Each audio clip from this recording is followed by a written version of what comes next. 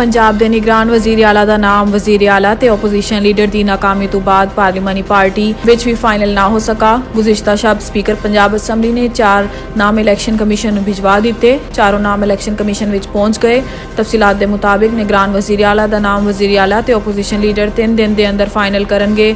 अगर वजीर आला ते ओपोजिशन लीडर किसी एक नाम ते इतफाक ना कर सकन ते मामला पार्लिमानी कमेटी विच चला जाता है। पार्लिमानी कमेटी 3 दिन विच किसी एक नाम ते मुतफिक ना हो सके तो स्पीकर 2 नाम हुकूमती पार्टी दे ते 2 नाम ओपोजिशन की तरफों इलैक्शन कमीशन नूं भेजण दा पाबंद है।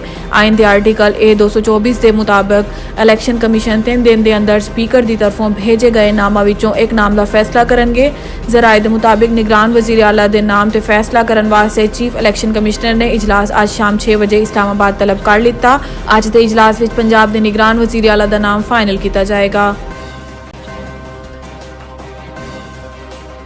वजीर खारजा बिलावल भुट्टो जरदारी का कहना है कि आइंदा इलैक्शन विच अगर पीपल्स पार्टी अक्सरियत लैन विच कामयाब हुई तो पीपल्स पार्टी मखलूत हुकूमत बनाने की कोशिश करेगी।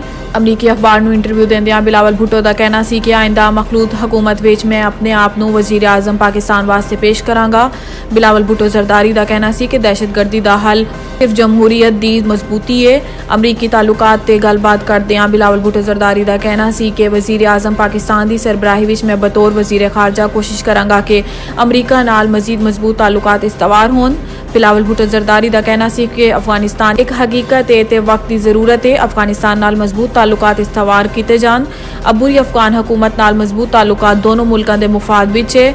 दहशतगर्द ग्रुपों के मुतालिक अमरीका ते पाकिस्तान के मुफाद यकसा ने।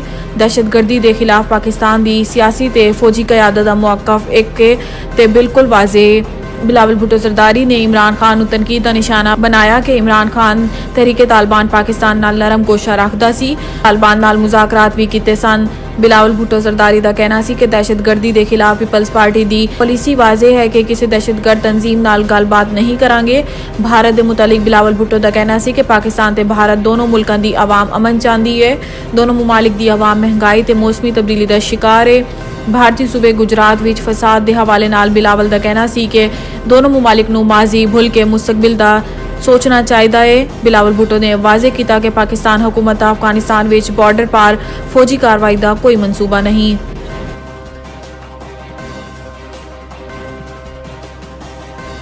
अमीर जमात इस्लामी पाकिस्तान सिराजुल हक का कहना है कि मेयर कराची के मामले विच अगर सुनवाई ना हुई तो सबर का पैमाना लबरेज हो जाएगा। लोग हाइपर हो जाएंगे। कराची विच जलसे नाल खिताब करदे सिराजुल हक का मजीद कहना सी कि पीपल्स पार्टी ने जद किया है कि मेयर जियाला होएगा तो मैं किया सी कि जदों पूरा सिंध सैलाब ते बारिशां विच डुबिया होया सी उस वक्त जियाला कित्थे सी।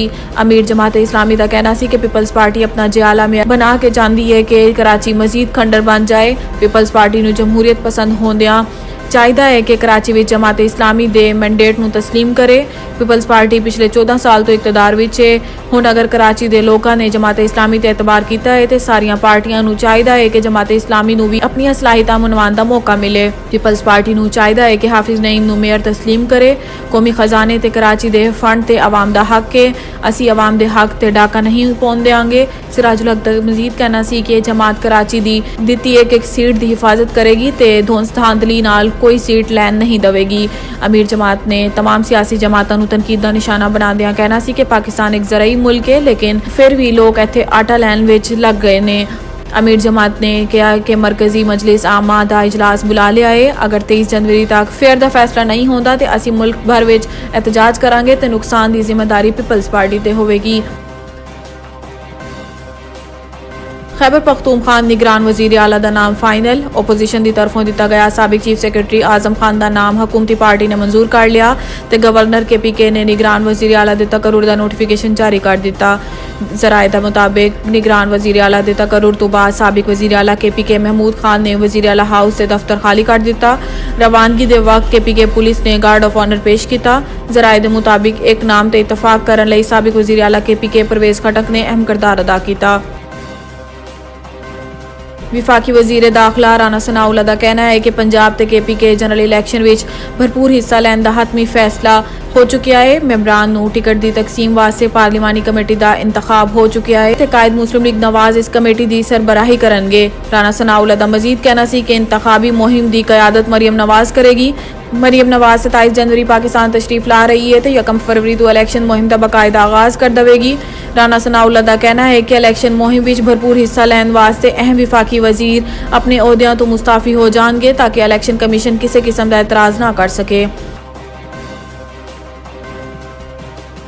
इलेक्शन कमीशन ऑफ पाकिस्तान ने पंजाब ते KPK विच आइंदा इलेक्शन की मुतवक्को तारीख का ऐलान कर दिता।